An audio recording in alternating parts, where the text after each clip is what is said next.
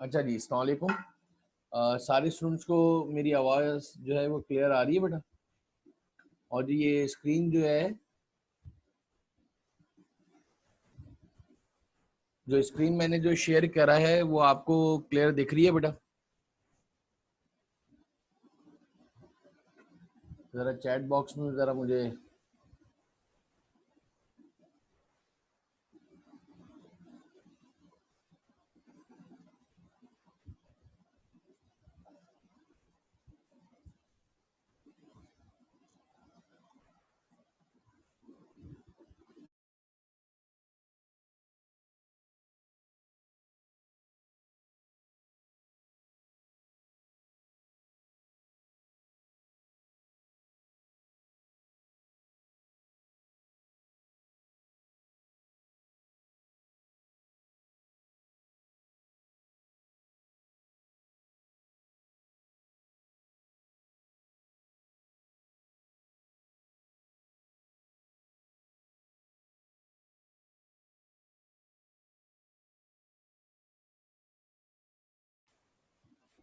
तो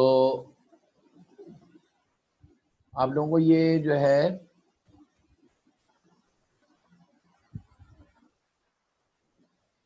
स्क्रीन जो शेयर करी है बच्चों, ये आपको दिख रही है क्लियर?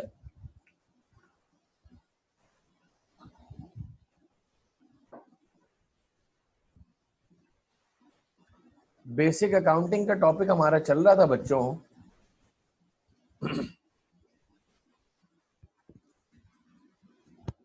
सारे स्टूडेंट्स को आवाज़ आ रही है भाई?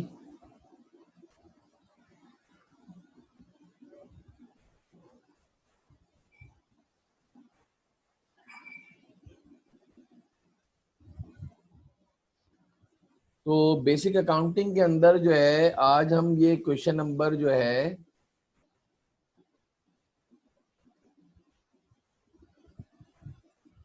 आपके सामने जो मैं डिस्कस कर रहा हूँ वो क्वेश्चन नंबर जो है वो 15 कर रहा हूँ अपने हैंडआउट का। और इसमें जो है डबल एंट्रीज से आगे थोड़ा सा जाएंगे और डबल एंट्रीज से आगे जो है आज दो और स्टेप्स करने की कोशिश करेंगे। और वो आपके पास थे जर्नल लेजर और ट्रायल बैलेंस। सवाल की जरा रिक्वायरमेंट देख लेते हैं। Record the above transactions in journal. आपको इनकी जर्नल एंट्रीज बनानी है। क्वेश्चन नंबर 15 छोटा सवाल इसलिए लिया है कि जरा सा इसमें और भी जो जो चीजें आती जाएंगी साथ साथ उसको भी डिस्कस करते रहेंगे बच्चों।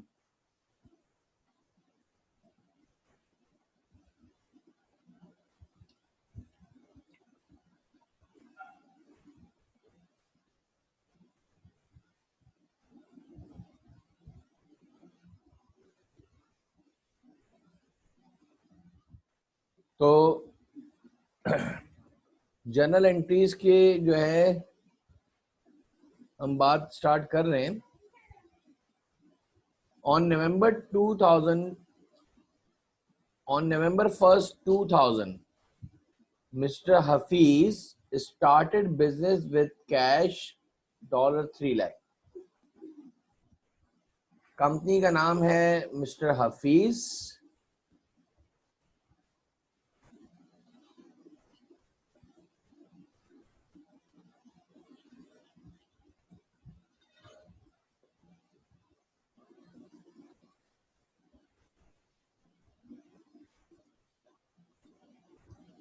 General journal entries.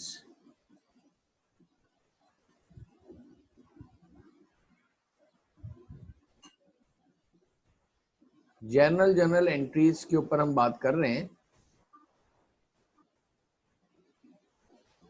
अगर सारे स्टूडेंट्स को इसका फॉर्मेट जरा अच्छी तरह से आता हो तो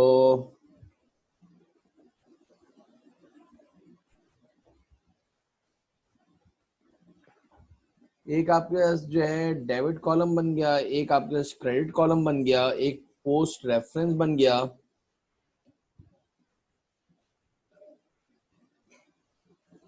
और ये आपके पास एक डेट का कॉलम बन गया। ट्रांजैक्शंस ले लेते हैं और आज इंशाल्लाह इसको कोशिश करते हैं कि इसके तीनों स्टेप्स इसलिए कि शुरू की 2 क्लासेस में जो लास्ट 2 क्लासेस हैं उसके अंदर हमने डबल एंट्रीज ही करी थी। तो आज जो है कोशिश करते हैं थोड़ी सी डबल एंट्रीज को आगे बढ़ाएं और इससे आगे फिर 2 स्टेप और जो है बेसिक अकाउंटिंग के कंप्लीट करने की कोशिश करते हैं।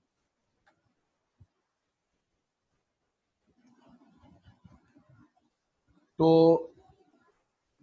सबसे पहले आपने लिखा कि स्टार्टेड बिजनेस जो है आपके पास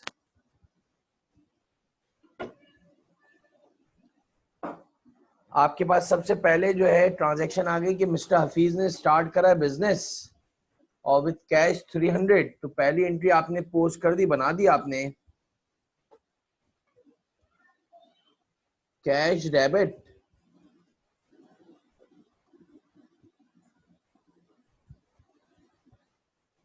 कैपिटल क्रेडिट। बच्चों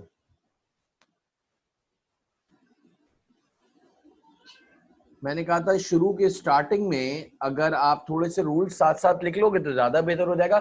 whenever assets increases in the business debit record, whenever capital increases in the business credit record। पहली ट्रांजैक्शन हो गई आपके पास नवंबर 1 2000। आपने इधर नवंबर 1 2001 एक दफा लिख दिया, नवंबर एक दफा लिख दिया, फर्स्ट एक दफा लिख दिया। आपने बिजनेस स्टार्ट करा है और वो 3 लाख रुपए का करा है। मिस्टर हफीज के हम कौन है? अकाउंटेंट हैं। हम मिस्टर हफीज के कौन है? अकाउंटेंट हैं।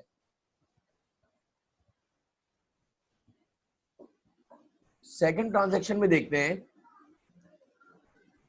जो ए है, इसके बाद जो है नवंबर 3 को purchase goods on credit from Rauf 80,000। मैंने कहा था कि हमेशा ट्रेडिंग बिजनेस में जब हम गुड्स, जिस चीज का हम कारोबार करते हैं उसको गुड्स कहते हैं और हम उसको जो है परचेजेस के नाम से रिकॉर्ड करते हैं। बच्चों याद रख लो, जो भी जिस चीज का हम कारोबार करते हैं उसको हम परचेजेस के नाम से रिकॉर्ड करते हैं। Purchases debit, accounts payable credit. आगे ये अच्छी बात है कि सप्लायर का नाम लिख दो तो बहुत अच्छी बात है बच्चों। रऊफ, अब जरा इसके रूल्स के लिहाज से बताओ। व्हेनेवर एसेट्स, अभी मैंने परचेजेस को फॉर द टाइमिंग तुम्हें समझाने के लिए बताया कि एसेट है। वैसे एसेट की जो है ये गुड्स की नेचर जो है ड्यूल होती है, वो आगे डिस्कस होगा। अभी फिलहाल आपको समझाने के लिए asset, whenever asset increases in the business debit record, whenever liabilities increases in the business credit record. Rauf से आपने 80,000 रुपए का माल लिया है तो 80,000 आपने डेबिट करा बच्चों और 80,000 से आपने क्रेडिट कर दिया अकाउंट्स पेबल क्रेडिट। थर्ड के बाद अगर आप आए तो आपके पास सेवेंथ को अगर आप देखें, sold goods on credit to Shujat rupees 1,20,000। आपने सेवेंथ को गुड्स, जिस चीज का हम कारोबार करते हैं भाई, सिर्फ खरीद थोड़ी करते हैं, उसको बेचना भी तो है। तो मेरा सवाल यह है कि उसके लिए अकाउंटिंग टर्मिनोलॉजी में एक जो है अकाउंट लिखा जाता है, that is called account receivable. Account receivable debit बच्चों और सेल्स क्रेडिट। अब मेरा सवाल ये, अकाउंट रिसीवेबल जो है आपने शुजा से गुड्स खरीदे, आगे आपने कस्टमर का, जिससे पैसे लेने होते हैं बेटा, वो दे आर अवर कस्टमर्स। तो शुजा से आपने 1,20,000 रुपए के गुड्स खरीदे हैं बच्चों। तो आपने 1,20,000 को डेबिट करा, account receivable debit, sales credit by 1,20,000 बच्चों। ये आपकी सेवेंथ वाली ट्रांजैक्शन भी हो गई। इसके बाद नाइन्थ वाली ट्रांजैक्शन में देख लो, sold goods on credit to Anees. भाई पहले एक शुजा को माल बेचा 1,20,000 का, फिर आपने अनीस को 40,000 रुपए का बेचा। दोनों डिफरेंट पर्सन हैं। अब देखो आपके पास, और ये ट्रांजैक्शन हुई है आपके पास नाइन्थ को। तो नाइन्थ को आपने एक और ट्रांजैक्शन बनाई, अकाउंट रिसीवेबल डेबिट,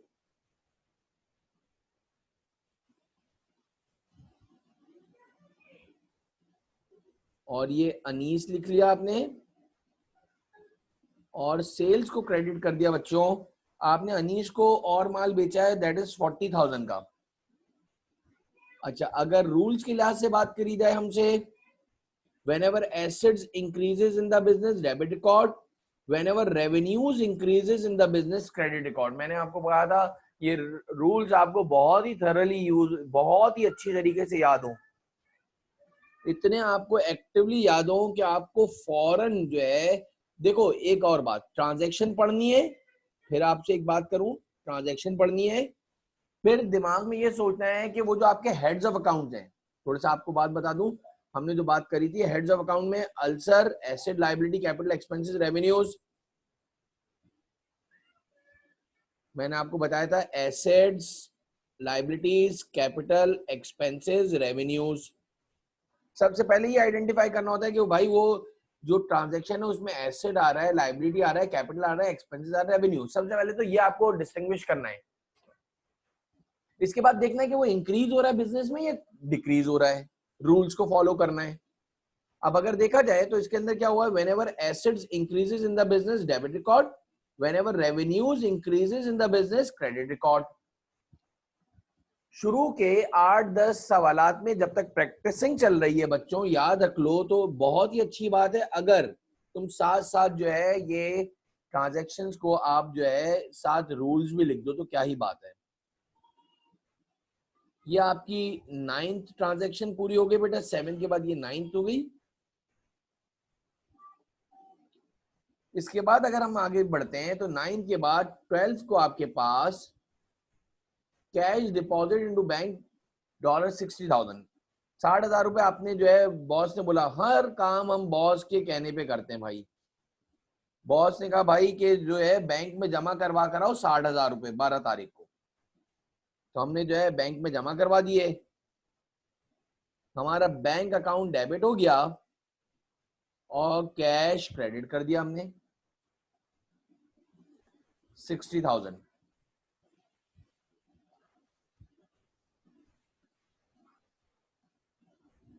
एक एसेट इंक्रीज हुआ और एक एसेट डिक्रीज हुआ बच्चों, एक एसेट इंक्रीज हुआ, बैंक अकाउंट एसेट है, और एक एसेट डिक्रीज हुआ।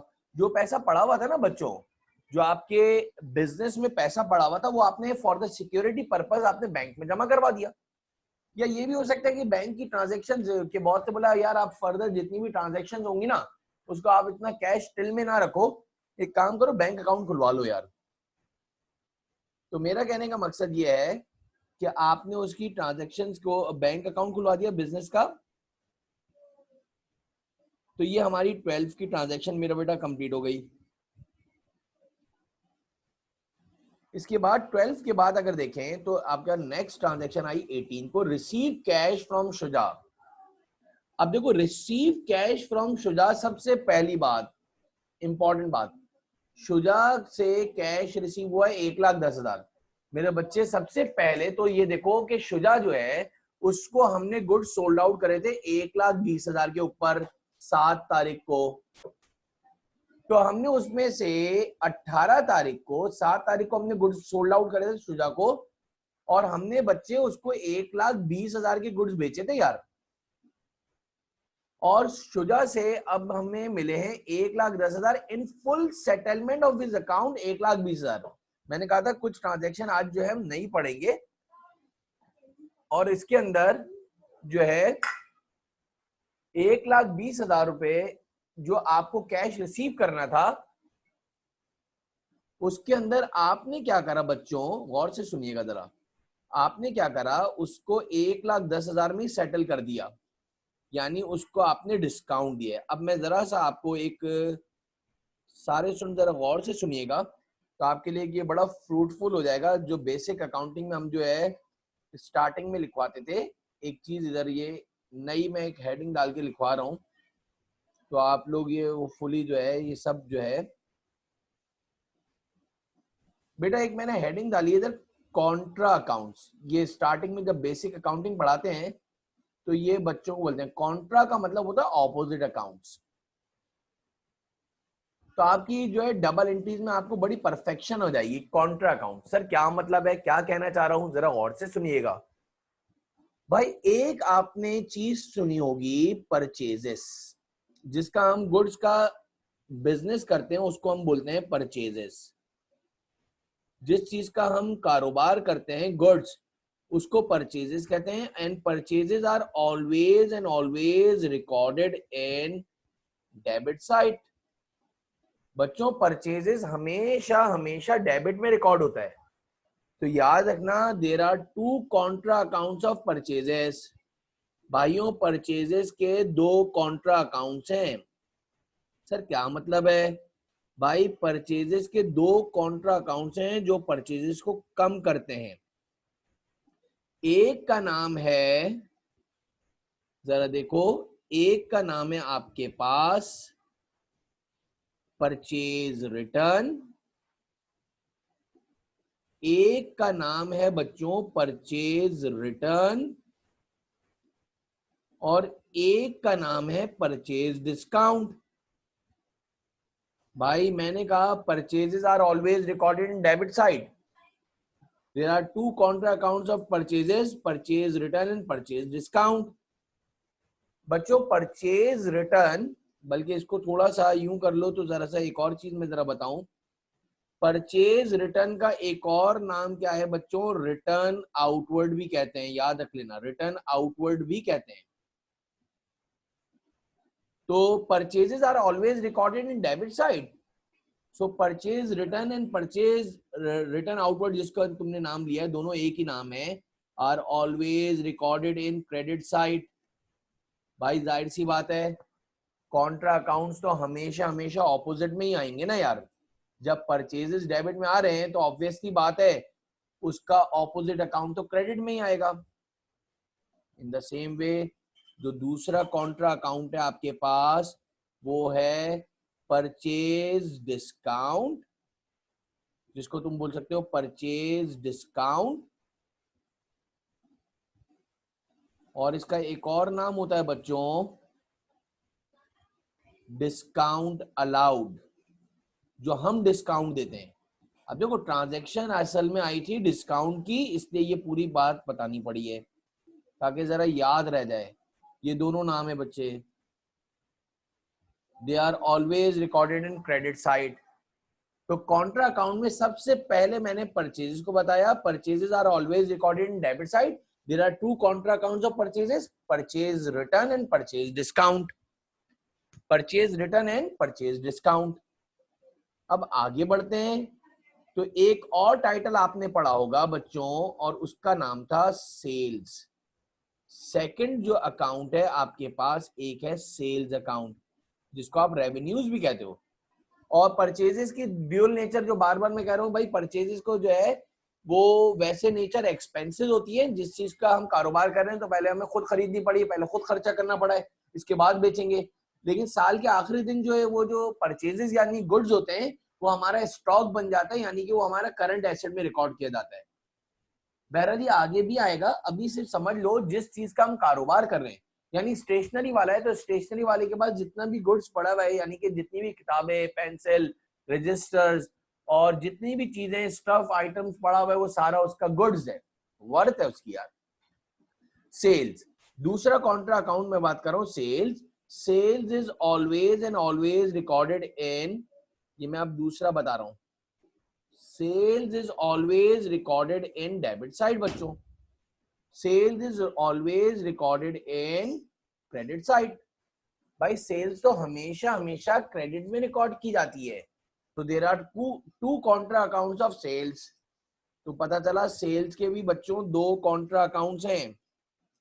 एक सेल्स का कॉन्ट्रा अकाउंट है सेल्स रिटर्न, जो सेल्स को कम करे, जो सेल्स को कम करे, आप इसको बोल सकते हो sales return.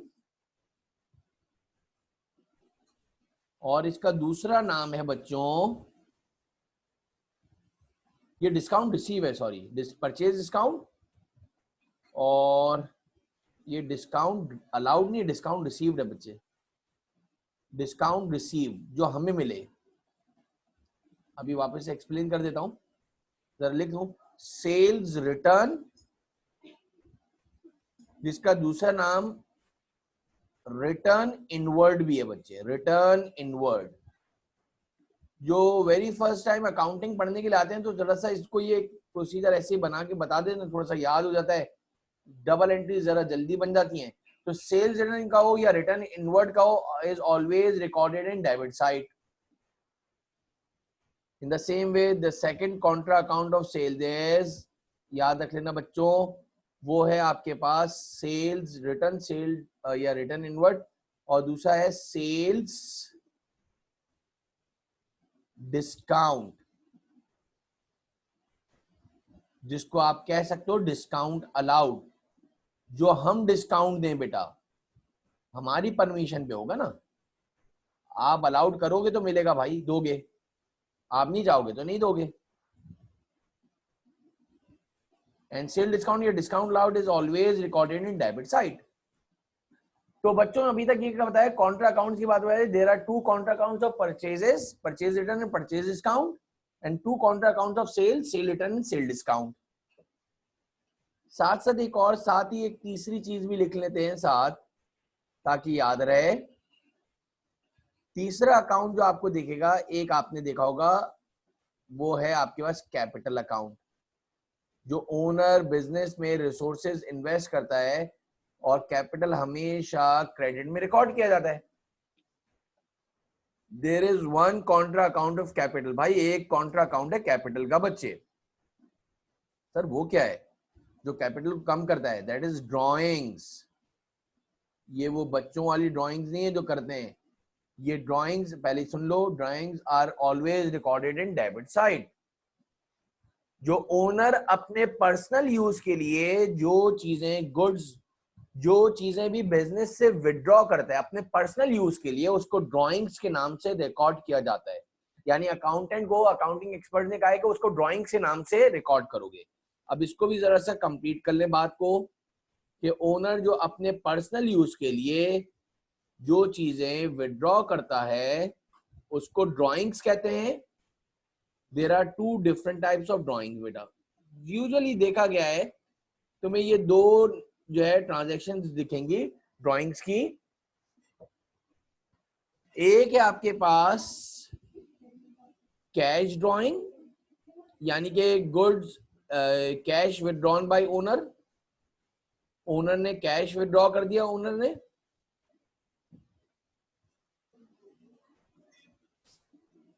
Cash withdrawn bye owner. यार ओनर ने क्या हुआ, अकाउंटेंट को बोला यार 20,000 रुपए जो है ना निकाल के रखना, घर पे लेके जाना है, बच्चों की फीस भरनी है, ग्रोसरी वगैरह घर के आइटम. जाहिर सी बात है ओनर कहां से अपना घर चलाएगा, तो वो उसी बिजनेस से पैसे लेगा. तो अकाउंटेंट को एज एन अकाउंटेंट आपको हर चीज की रिकॉर्डिंग करनी है. तो अकाउंटेंट फौरन से बच्चे एक एंट्री पास कर देगा, ड्रॉइंग्स डेबिट. अब देखो ये क्या है, कॉन्ट्रा अकाउंट ऑफ ड्रॉइंग्स है. ड्रॉइंग्स को डेबिट करा आपने, मैं अपनी तरफ से अमाउंट बता रहा हूँ 20,000, और आपके बिजनेस से कैश चली गया तो कैश क्रेडिट. 2,000 बोलो, 5,000 बोलो, वॉटेवर.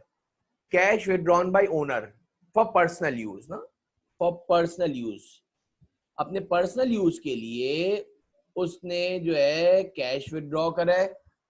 और यूजुअली तुम्हें एक और ट्रांजैक्शन बहुत दिखेगी बच्चे, वो ये है कि goods withdrawn bye owner for personal use. यार मैं इसकी एक आसान एग्जांपल देता हूँ. तुम्हारे इलेक्ट्रॉनिक आइटम्स का कारोबार है यार, तुम एलसीडी, फ्रिज, एसी या अप्लायंसेस बेचते हो सदर में ना, और मतलब ओनर का ना, और हम उस बिजनेस के अंदर एज एन अकाउंटेंट है. तो क्या हुआ कि बॉस आया, बॉस ने क्या करा, आपके सामने जो है एक प्यून को बोला कि यार ये ना एक काम ये करो, ये एलसीडी जो है ना, ये 36 इंच की, ये एक पीस पड़ा हुआ है ना, ये एलसीडी का या एलईडी का जो भी है टीवी, ये उठाओ और मेरी गाड़ी में रख दो. यार अब आपके सामने एज एन अकाउंटेंट जो है एक चीज जा रही है कि एक जो है आपके पास टीवी जो है आपके बिजनेस से आपके पास ओनर अपने घर पे लेके जा रहा है, और उसके कोई भाई पैसा कोई भी कुछ दिया नहीं जा रहा है. तो आपका ये जरूर राइट है कि आपने जो है ओनर से पूछा कि सर ये किस जो है अकाउंट में लिखूं. तो ओनर ने फौरन बोला यार वो घर का टीवी खराब हो गया था, 1-2 महीने से रोज आना भूल जाता हूँ, ये घर ले जा रहा हूँ. तो यार जाहिर सी बात है, आप तो एज एन अकाउंटेंट हो भाई, आप ये थोड़ी बोल सकते हो बॉस को कि सर क्यों ले जा रहे हैं, बढ़िया याशी कर रहे हैं। आपका तो सिर्फ काम क्या है, ट्रीटमेंट ये है कि आप जो है वो चीजें आप रिकॉर्ड करनी है। लेकिन इस सूरत में इस दफा ओनर ने कैश नहीं मांगा, ओनर ने आपसे बोला है कि मैं गुड्स विड्रॉ करके ले जा रहा हूं, तो आप इसकी एंट्री बनाओगे ड्रॉइंग्स डेबिट, और आपके बिजनेस से बच्चों परचेजेस चली गई। अब वो एलसीडी जितने की भी है उसको उस नाम से आपने रिकॉर्ड कर दिया। इस तरह से बच्चों अगर तुम बेसिक अकाउंटिंग के अंदर जो है ना सारी चीजें साइड बाय साइड साथ चलते रहोगे तो इंशाल्लाह तुम्हारे पास डबल एंट्रीज में। तो मैंने आपसे ये कॉन्ट्रा अकाउंट अभी डिस्कस करे, there are two contra accounts of purchases, purchase return, purchase discount. Simple ये है कि परचेजेस को आप जो है डेबिट में लिखते हैं तो परचेज रिटर्न और परचेज डिस्काउंट हमेशा क्रेडिट में आएगा। अगर इसकी नेचर कोई पूछता है तो परचेज रिटर्न की नेचर इनकम होती है, परचेज रिटर्न की नेचर बच्चों इनकम होती है। आपको बताना चाह रहा हूं इसकी नेचर आपके पास इनकम होती है। सर क्यों? और परचेज डिस्काउंट इनकम होती है। यार जो गुड्स खराब दिए थे वो वापस हो गए तो आपका फायदा हो गया ना यार। और फॉर एग्जाम्पल आपने 50,000 रुपए के गुड्स खरीदे थे, आपने सप्लायर को जाके बोला यार कुछ डिस्काउंट तो दो, आपके एक जरा सा बोलने पे पता चला 50,000 रुपए की पेमेंट, हालांकि जेब में 50,000 रुपए लेके गए थे पेमेंट करने के लिए, लेकिन आपने कहा यार बिजनेस में तो हर कोई डिस्काउंट देता है। एक और बात से बात निकलती है, जरा एक बात बताओ कि बिजनेस में ये डिस्काउंट दिया क्यों जाता है यार, हम ना दें? यानी सप्लायर हमें क्यों डिस्काउंट दे रहा है और हम कस्टमर को क्यों डिस्काउंट दे रहे हैं? तो मेरा सवाल ये है कि कस्टमर्स को रिटेन करने के लिए हम डिस्काउंट ऑफर करते हैं, हम कस्टमर्स को रिटेन करने के लिए डिस्काउंट ऑफर करते हैं, और सप्लायर भी हमें इसलिए डिस्काउंट देता है कि नेक्स्ट टाइम जो है वो हमारे पास से ही आए गुड्स लेने के लिए। दूसरी बात, गुडविल भी बनती है, फिर आपकी गुडविल भी बनती है बिजनेस की। मिसाल दे रहा हूं, आपने देखा होगा इम्तियाज स्टोर, अबे भाई कोई ग्रोसरी कोई दुनिया में कोई अलग हट के थोड़ी बेचता है, बस सबको पता है कि भाई कुछ चीजें कुछ आइटम्स पे बहुत एक्स्ट्रा ऑर्डिनरी जो है डिस्काउंट दिया जाता है।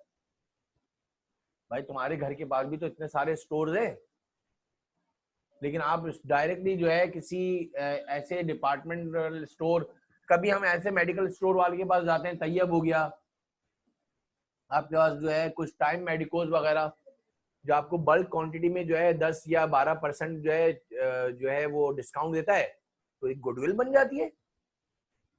तो डिस्काउंट देने से आपकी एक तो परचेजेस के ऊपर जो रिटर्न और परचेज डिस्काउंट है उसकी नेचर इनकम है, लेकिन याद रखो आपको भी तो देना पड़ेगा। तो सेल्स के ऊपर आपको सेल रिटर्न हो गई तो इसकी नेचर याद रख लेना एक्सपेंस होती है, सेल्स रिटर्न की नेचर भी एक्सपेंस होती है और सेल डिस्काउंट की नेचर भी एक्सपेंस होती है बच्चों। और कैपिटल का एक ही कॉन्ट्रा अकाउंट है, दैट इज ड्राइंग। सवाल पर आ जाए तो ये क्या हुआ है, हमें शुजा को हमने माल बेचा था 1,20,000 रुपए का, यार शुजा ने हमें कैश दे दिया 1,10,000 रुपए का, in full settlement of account 1,20,000। यार शुजा को हमने माल बेचा है 1,20,000 का और शुजा हमें माशाल्लाह सिर्फ 1,10,000 रुपए दे रहा है यार, तो हमें 10,000 रुपए का हमें जो है उसको क्या देना पड़ेगा, डिस्काउंट देना पड़ेगा। यानी उस ऑब्वियस ही बात है, कभी कभार तो कस्टमर हमें तड़ी लगा देता है यार डिस्काउंट दे रहे हो या नहीं दे रहे हो, वरना अगली दफा जो है ना बराबर वाले तुम्हारे कॉम्पिटिटर से माल खरीदूंगा। कभी तो मजबूरी भी बन जाती है यार। तो ये मेरा सवाल ये है कि 18 तारीख की जो ट्रांजैक्शन बनेगी बच्चों, 18 को जो तुम ट्रांजैक्शन बनाओगे, कैश मिल गया तुम्हें 1,10,000 मेरा बेटा, तुमने उसके ऊपर कस्टमर को सेल डिस्काउंट दिया है 10,000 रुपए का, और अकाउंट रिसीवेबल आपने क्रेडिट हो गया, और उसका कस्टमर का नाम था शुजा,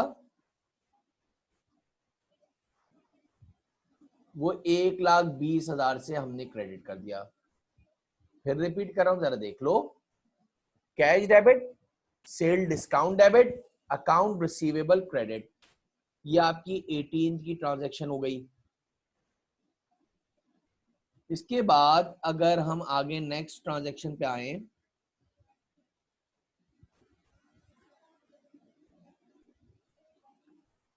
एटीन के बाद 21 को अगर देखो, पेड टू रऊफ, भाई रऊफ को आपने 50,000 रुपए पे कर दिए। जरा ऊपर जाके देखो, रऊफ से हमने करा क्या था, रऊफ से हमने गुड्स खरीदे थे 3 तारीख को 80,000 रुपए के। तो यार 50,000 रुपए हमने रऊफ को पे कर दिए। तो आपने 21 तारीख को एंट्री बनाई, पेड टू रऊफ यानी अकाउंट्स पेबल। जरा इसके अभी रूल्स भी लिख देते हैं। अकाउंट पेबल डेबिट और कैश क्रेडिट, और मेरे ख्याल से सप्लायर का नाम जो है वो रऊफ था। आपने 50,000 रुपए पे कर दिए। अब मेरा सवाल ये है, जरा गौर से सुनो। whenever liabilities decreases, debit record. whenever asset decreases, credit record. Rules लिख दो तो ज्यादा बेहतर हो जाएगा।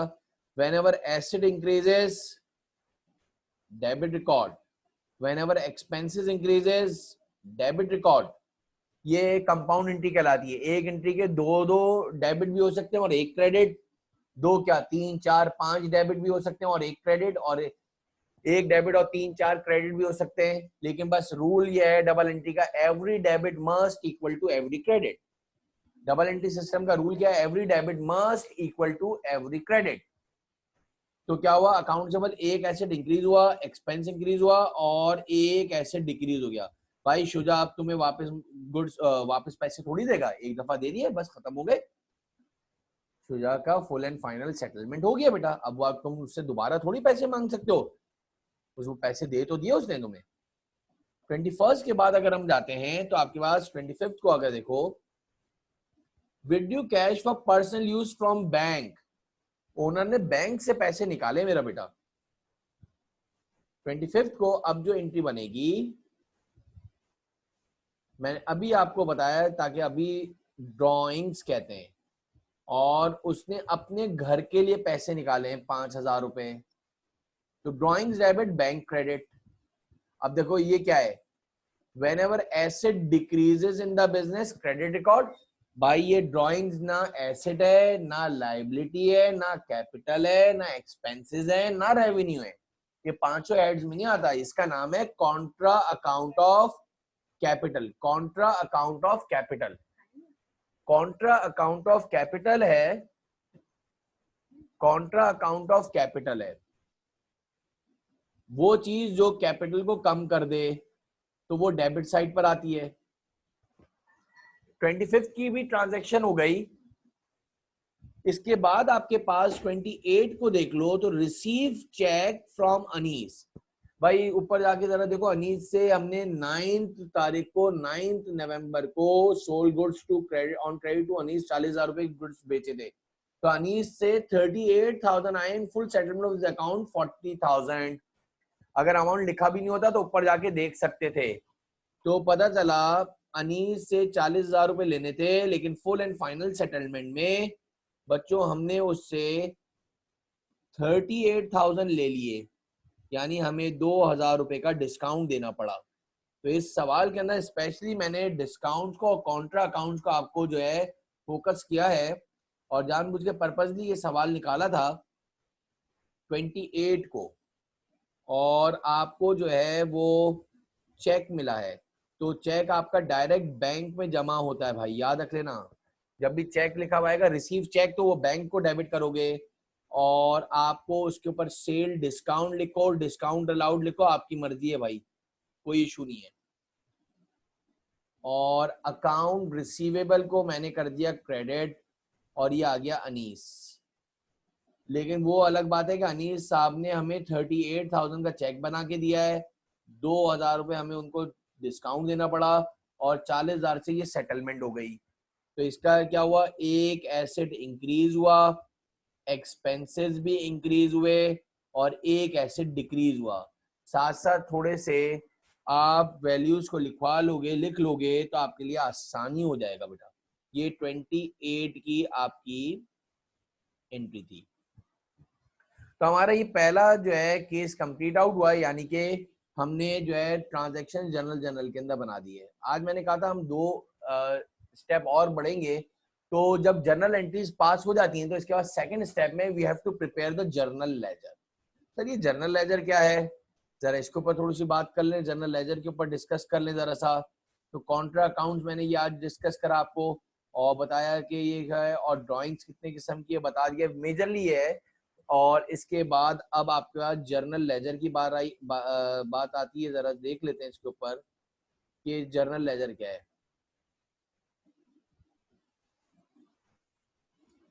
अब जरा गौर से सुनना। सबसे पहली बात, जर्नल लेजर का दूसरा नाम नॉमिनल लेजर भी है, इसको नॉमिनल लेजर भी कहते हैं। भाई सर ये है क्या, जरा गौर से सुनो, आसान वे में देसी जबान में समझाने की कोशिश करो। जब सारी डबल एंट्रीज कंप्लीट हो जाती हैं, यानी जो बेसिक आपने डबल एंट्रीज को, ट्रांजैक्शन को बुक्स ऑफ अकाउंट में जो है आपने जो है सारी जो है पोस्ट कर दी, एंट्रीज जो है बना ली, रिकॉर्ड कर दी, एंट्रीज को आपने रिकॉर्ड करा। पहले स्टेप के अंदर आपने सारी जो है ट्रांजैक्शंस को रिकॉर्ड करा। इसके बाद आपने एक रजिस्टर लिया और उसके अंदर हर एक अकाउंट का इंडिविजुअल टी अकाउंट्स बनाए, इंडिविजुअल अकाउंट्स बनाए।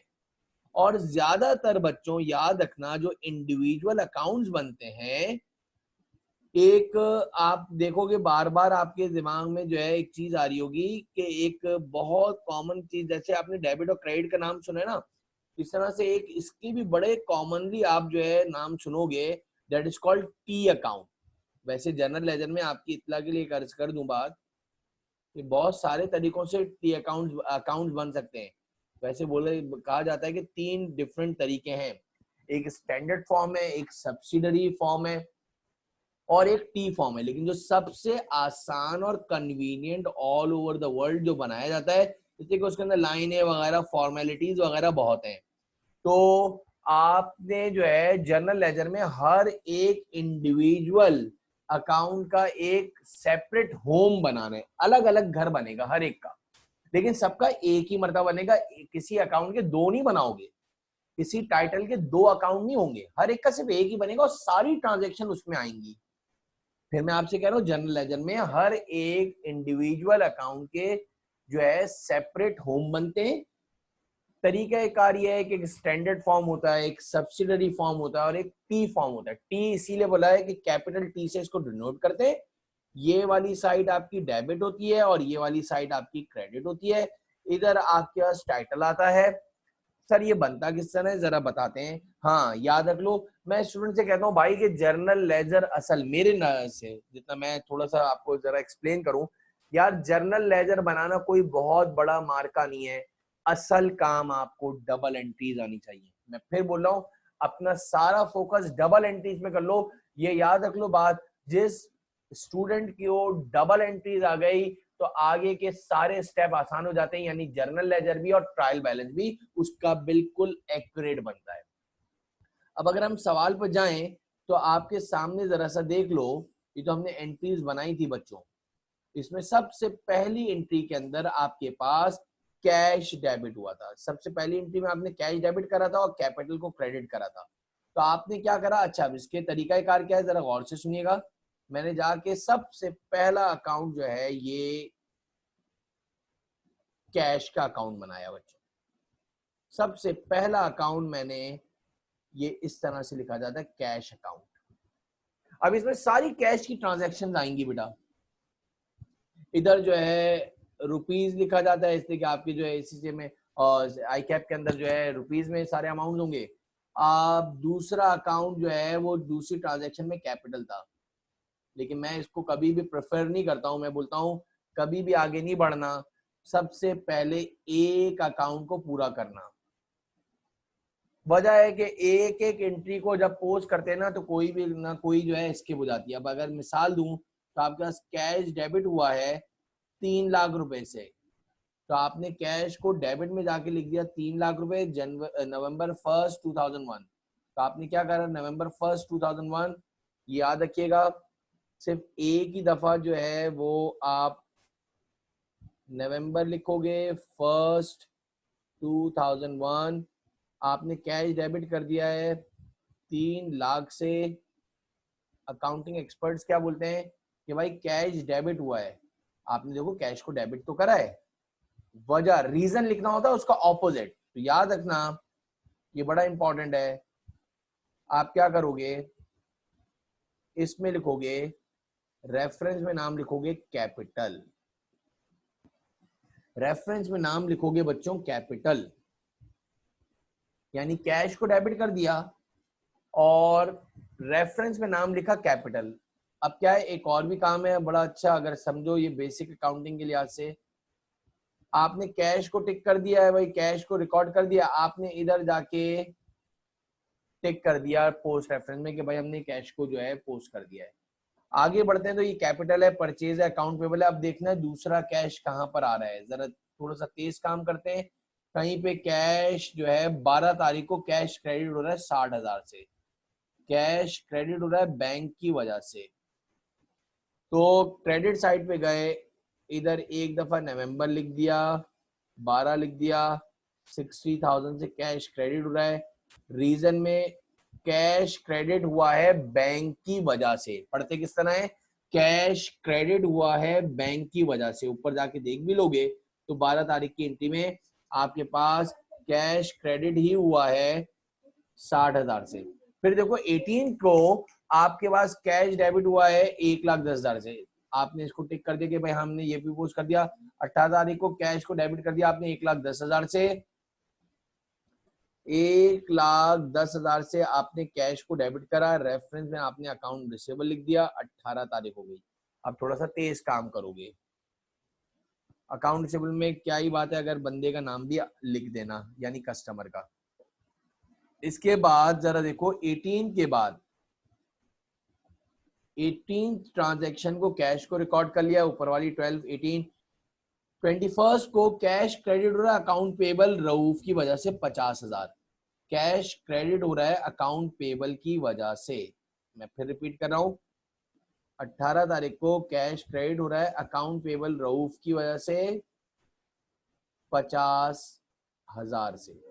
जाके देख लेते हैं 18 तारीख की ट्रांजैक्शन को, सॉरी 21 तारीख थी और कैश 50,000 से रऊफ क्रेडिट होता है 21 तारीख को। तो जितना प्रॉपर वे में काम करोगे इतने मार्क्स गेन होते रहेंगे। याद रख लो, तेज काम करना, ऑब्वियस ही बात है इतनी आसानी से तो काम नहीं करोगे, इतने स्लो मोशन में, ये तो आपको समझाया जा रहा है वेरी फर्स्ट टाइम। और फिर ड्राइंग्स और बैंक आ गया, bank sale discount account receivable 28 को ये आ गया। तो मेरे ख्याल से ऑलमोस्ट हमने फर्स्ट से लेकर जितनी भी पूरे जितना डेटा दिया था, जहां जहां पे भी कैश आ रहा था बच्चों, ये कैश आया था 2, फिर ये कैश आ गया था 3 18 तारीख को 1,10,000 से 3, और चौथी जो है 50,000 से क्रेडिट हुआ था। तो 4 ट्रांजैक्शन आई थी, ये आपने लिख दिया। इसको मैं जरा कंप्लीट कर दूं, इसके बाद आपसे आगे बात करता हूँ ताकि एक जरा प्रॉपर वे में आ जाए। अब आपने डबल लाइन करी, 2 या 3 लाइनें छोड़ के दोनों तरफ डबल लाइन कर दी। यार ये हमने क्या मेहनत करी है, असल काम असल दिमाग तो डबल एंट्रीज बनाने में था यार। मैं बार बार कह रहा हूँ टी अकाउंट बनाना कोई बहुत बड़ा फंकारी नहीं है, वो तो अपने काम को छापना है यार। हाँ, अगर ऊपर की एंट्रीज गलत होंगी, डेफिनेटली याद रख लेना, अगर ऊपर की डबल एंट्रीज गलत बनाई है तो टी अकाउंट भी गलत बनेंगे और इसकी फिर पोस्टिंग भी गलत होगी। ये हमने ट्रांजैक्शन जो है पहले रिकॉर्डिंग कर दी, अब ये पोस्ट कर दी एंट्रीज। अब अगर आप डेबिट साइड को टोटल करो तो 3 लाख जमा 1,10,000 बच्चों, 1,10,000 गिव्स यू 4,10,000। डेबिट का टोटल आया 4,10,000। इट्स वेरी इजी यार, सिंपल मैथ्स है यार। जो बड़ी साइड का टोटल है वो दोनों तरफ लिख दिया, 4,10,000 इधर भी लिखा, 4,10,000 उधर भी लिख दिया। उसमें से आपने माइनस करा क्रेडिट साइड के 60,000, माइनस करा 50,000, तो गिव्स यू 3 लाख। तो आपके पास जो बैलेंस अमाउंट आ रहा है यार, बिल्कुल आसान वे में 3 लाख एक थे, एक डब्बे में 3 लाख रुपए थे। ये बच्चों वाली फर्स्ट ईयर अकाउंटिंग के अंदर मैं बताता था, 3 लाख रुपए एक डब्बे में थे, 1,10,000 और डब्बे में आ गए तो 4,10,000 हो गए। उस डब्बे में से 60,000 चलेगा, 50,000 चलेगा, तो 3 लाख का बैलेंस रह गया।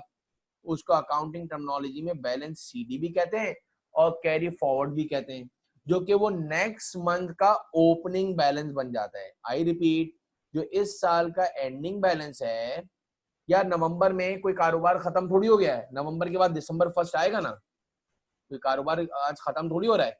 ये 1 दिसंबर, दिसंबर फर्स्ट का बैलेंस ब्रॉड डाउन बोलो या ओपनिंग बैलेंस बोलो, ये 3 लाख रुपए आ जाएंगे। ये हमने जो आपके सामने जनरल लेजर बनाया, one complete account with all posting, footing and balancing. इसको बोलते हैं one complete account with all posting, footing and balancing. अब क्या है, आपको ये इस तरह के हर एक के अकाउंट बनेंगे। आई रिपीट, अब जरा गौर से सुनिएगा, थोड़ा सा दूसरे स्टेप के अंदर जरा सा हम तेज जाएंगे तो जरा समझ में आ जाएगा। एक और जरा देखो, पहली एंट्री कंप्लीट हो गई थी, अब वापस शुरू से आओगे। कैपिटल क्रेडिट हुआ है 3 लाख से 1 नवंबर, आपने दूसरा अकाउंट बनाया कैपिटल का, और कैपिटल क्रेडिट हुआ था बच्चों 3 लाख से। कैपिटल क्रेडिट हुआ था 3 लाख से 2001 नवंबर 1, और रेफरेंस में नाम लिखोगे बच्चों कैश। 3 लाख को आपने क्रेडिट साइड पे लिख दिया। अब मेरा सवाल है, जरा सा ऊपर जाके देखते हैं कोई और ट्रांजैक्शन। आप ये क्या है, क्या ही बात है, अगर आप ऊपर जाओ, या आपने कैपिटल को टिक कर दिया कि ये पोस्टिंग हो गई है। अब अगर आप देखो 3 तारीख, 7, 9, 12, 18, 21, 25, 28, मेरे लिहाज से कोई एंट्री नहीं आई है। अब थोड़ा सा तेज काम करेंगे तो आपके पास फौरन आपने एंट्री जो है, एक ही एंट्री थी बस भाई, पूरे डेटा के अंदर कैपिटल एक ही दफा क्रेडिट हुआ है। अब जरा इसकी फुटिंग बैलेंसिंग समझ लो। बड़ी साइड आपके सामने दिख रहा है, क्रेडिट साइड है, 3 लाख मैंने इधर लिखा, 3 लाख को मैंने डेबिट में भी लिखा। जो बड़ी साइड का टोटल है वो दोनों तरफ लिखा जाएगा। अब मेरा सवाल है, डेबिट में क्या चीज है, कुछ भी नहीं है, तो 3 लाख में से कुछ भी नहीं है मतलब जीरो, तो 3 लाख में से जीरो गया तो 3 लाख ही बचेगा यार। तो बैलेंस सीडी आ गया आपके पास 3 लाख, जो कि नेक्स्ट ईयर यानी दिसंबर 1 का opening balance, balance brought down हो गया बच्चों 3 लाख। ये आपके 2 अकाउंट्स पूरे हुए। इस तरह से आपको सारे टी अकाउंट्स बनाने हैं बच्चों। सर क्या मतलब, हाँ ये है कि कैश का वापस नहीं बनेगा, अब किसका बनेगा, परचेजेस का। अब बनेगा परचेजेस का, फिर बनेगा अकाउंट पेबल का। जरा सा देख लेते हैं तो जाके जरा सा आसानी से समझ में आ जाए और थोड़ी सी प्रैक्टिसिंग हो जाए। तो मेरा सवाल है,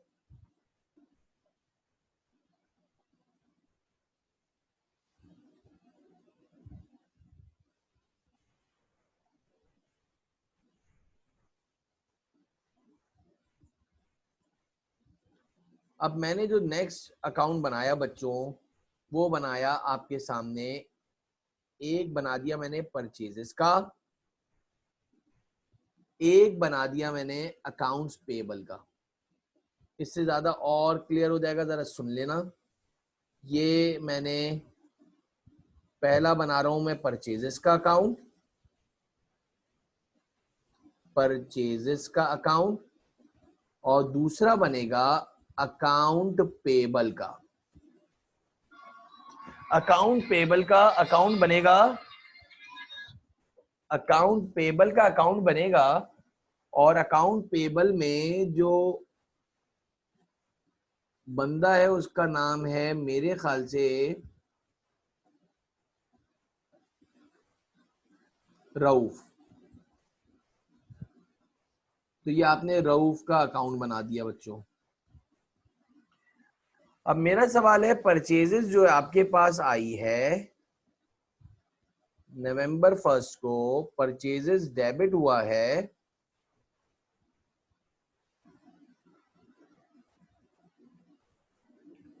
80,000 से। फिर आप देख लो परचेजेस डेबिट हुआ है 80,000 से 3 तारीख को, और देख लो 3 के बाद 7, 9, 12, 18। कहीं और तुमने मेरे ख्याल से परचेजेस एक रऊफ से ली थी, बस एक अकाउंट पेबल रऊफ से परचेजेस जो है आपने बच्चों 80,000 रुपए की ली थी। तो मेरा सवाल है कि आपने परचेजेस में जाकर 80,000 रुपए लिख दिए, रेफरेंस में नाम लिखा, नवंबर की ये 30, अकाउंट पेबल रऊफ। अब आप इसको फुटिंग बैलेंसिंग कर दोगे, इसलिए कि मेरे लिहाज से कोई और एंट्री नहीं थी। तो 80,000 बड़ी साइड है, थोड़ा सा तेज काम। 80,000 ऊपर जीरो है, कोई है ही नहीं अमाउंट, तो 80,000 में से जीरो गया तो 80,000 ही बैलेंस सीडी हो गया। एक बात याद रखना, जहां पे बैलेंस कैरिड डाउन आ रहा होता है बच्चों, उसके ऑपोजिट साइड पे बैलेंस ब्रॉट डाउन आ रहा होता है। जहां पे बैलेंस सीडी आ रहा होता है, उसके ऑपोजिट साइड पे बैलेंस ब्रॉट डाउन आ रहा होता है। इसका नाम दिसंबर 1 को ओपनिंग बैलेंस बोल दो, इसको आप दिसंबर 1 को बैलेंस ब्रॉट डाउन बोल दो या ओपनिंग बैलेंस बोल दो, एक ही बात है। इसके बाद रऊफ का अकाउंट बनेगा, इसमें आपके पास नवंबर 3 को 80,000 रुपए लिखा, इससे क्या अकाउंट पेबल क्रेडिट हुआ था परचेजेस की वजह से। परचेजेस की वजह से परचेजेस की वजह से आपके अकाउंट पेबल के अंदर 80,000 लिख दिया आपने।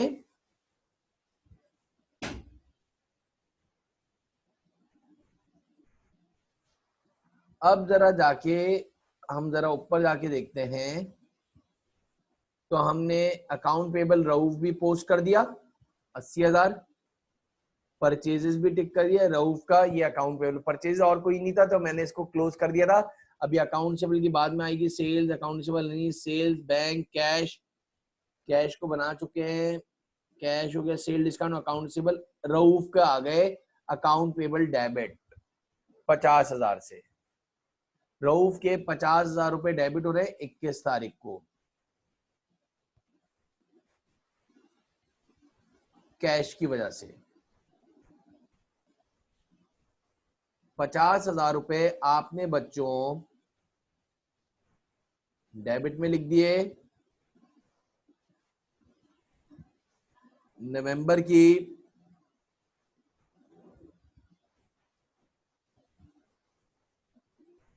21 तारीख को कैश की वजह से। और आई थिंक इसके बाद और कोई एंट्री में अकाउंट पेबल रऊफ नहीं दिख रहा था। फिर आपसे डिस्कस कर लूं, अकाउंट पेबल रऊफ की एंट्री को हमने ये जो है पोस्ट कर दिया 50,000, और कहीं पे अकाउंट पेबल रऊफ नहीं दिख रहा बच्चों। तो मैंने इधर जाके अब इसको लास्ट जो है उसमें मैं फुटिंग बैलेंसिंग करूंगा। अब मेरा सवाल है बच्चों, 80,000 बड़ी साइड है, दिख रहा है साफ क्लियर कट, 80,000 इधर आ रहा है, 80,000 बड़ी साइड का टोटल इधर भी लिख दिया। भाई जो बड़ी साइड का टोटल वो दोनों तरफ लिखना, उसमें से 50,000 आपने माइनस कर दिए। जब 50,000 माइनस कर दिए तो आपके पास बैलेंस बच गया 30,000, जो कि दिसंबर 1 का ओपनिंग बैलेंस, यानी जिसको बैलेंस ब्रॉट डाउन भी बोल सकते हो, 30,000 आ गया। तो बच्चों ये हमारे 4 टी अकाउंट्स कंप्लीट हुए। इन द सेम वे आप you have to prepare next आपके पास। अच्छा ये काम जो है ना कंप्रेस होता रहेगा, आपको लग रहा है बाजार तो बहुत जाहिर सी बात टाइम टेकन है, लेकिन ये बहुत तेजी से बनाने होते हैं। अभी तो हम जरा समझते हुए कर रहे हैं, ऑब्वियसली बात है, इट टेक्स टाइम। अब जो बनेगा अकाउंट रिसीवेबल का बनेगा शुजा का, और सेल्स का बनेगा, फिर एक अकाउंट रिसीवेबल अनीस भी है। तो आप अगर देखो तो आपके पास नेक्स्ट जो बनेगा, जरा देखिएगा, एक आपने बना दिया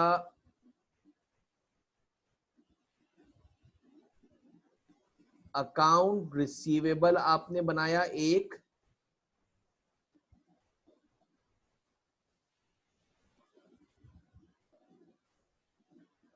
फिर नेक्स्ट बनाया आपने सेल्स का मेरा बेटा, दूसरा अकाउंट आपने बनाया सेल्स का,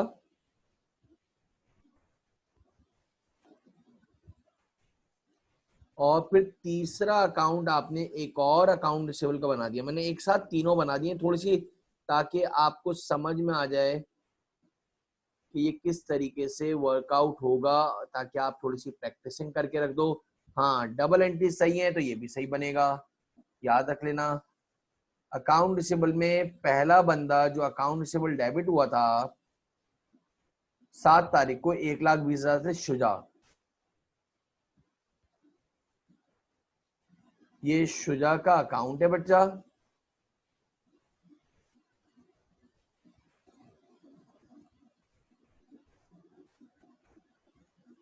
शुजा का अकाउंट रिसीवेबल डेबिट हुआ है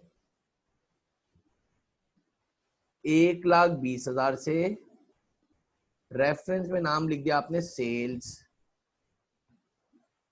और जाहिर सी बात है अकाउंट रिसीवेबल को डेबिट करा था, रेफरेंस में नाम लिखा सेल्स, तो सेल्स क्रेडिट हुई थी।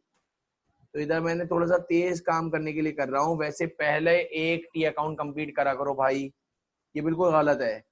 चलो पहले हम शुजा का ही अकाउंट पूरा कर लें। तो आपका शुजा की पहली एंट्री जो आई थी बच्चों, वो 7 तारीख को आई थी। फिर देखते हैं तो शुजा अकाउंट रिसीवेबल डेबिट हुआ 1,20,000 से। फिर आगे बढ़ते हैं तो अकाउंट रिसीवेबल शुजा क्रेडिट हो रहा है बच्चों 1,20,000 से 18 तारीख को। अकाउंट रिसीवेबल क्रेडिट हो रहा है 1,20,000 से, और शुजा जो है 7 तारीख और 18 तारीख, 7 तारीख को डेबिट हुआ था।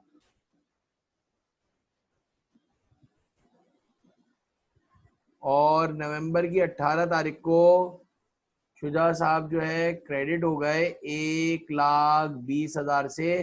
वो एक अलग बात है कि इसमें कैश भी आ रहा था और सेल डिस्काउंट भी आ रहा था।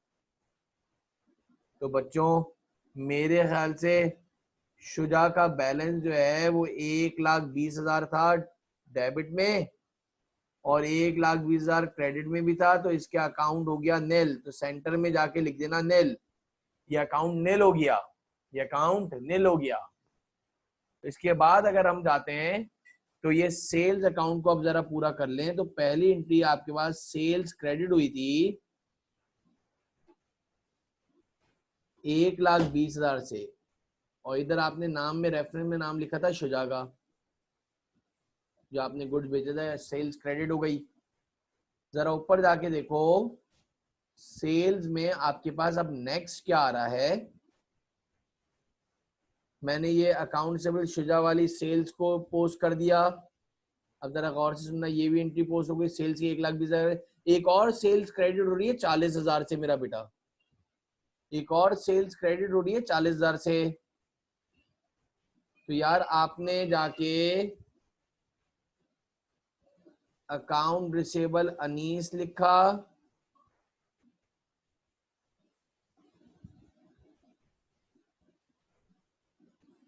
चालीस हजार से 9 तारीख को,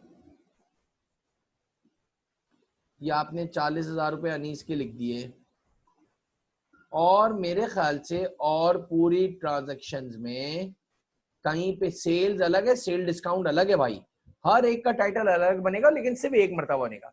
अगर आप अच्छी तरह से देखो तो आपके पास और कहीं पे ना 12 तारीख को ना 18 तारीख को कोई सेल्स और नहीं आ रही है। तो आप इसको जाके हम फुटिंग बैलेंसिंग कर देंगे। सारी एंट्रीज को पहले पहले स्टेप में आपने सारे पोस्ट कर दिए। 1, 20 और 40 मेरे ख्याल से 1,60,000 हो गया, 1,60,000 टोटल आपने डेबिट साइड पे लिखा। डेबिट में कोई अमाउंट है ही नहीं, तो जीरो माइनस कर तो 1,60,000 ही आ गया, जो कि दिसंबर 1 का ओपनिंग बैलेंस हो गया, जिसको आप बैलेंस ब्रॉड डाउन भी लिख सकते हो और ओपनिंग बैलेंस भी लिख सकते हो, 1,60,000। इसके बाद अनीस का अकाउंट बनेगा, और अनीस का जो अकाउंट बनेगा बच्चों, तो आपने अनीस के अकाउंट में नवंबर की 12 तारीख को अनीस को आपने गुड्स बेचे थे 40,000 के।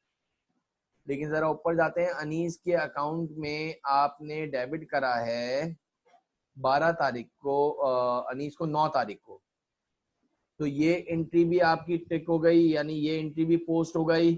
अब देखते हैं कहीं और अकाउंट रिसीवेबल शुजा जो है क्रेडिट हो गया था, ये वाली एंट्री भी पोस्ट हो गई है। तो आपको ये आसानी होती रहती है कि कौन कौन सी एंट्रियां पोस्ट हो गई हैं और जो बच गई वो सामने आ रही होती हैं। और कोई एंट्री नहीं, हाँ अनीस का ये आ रहा बेटा, सबसे लास्ट एंट्री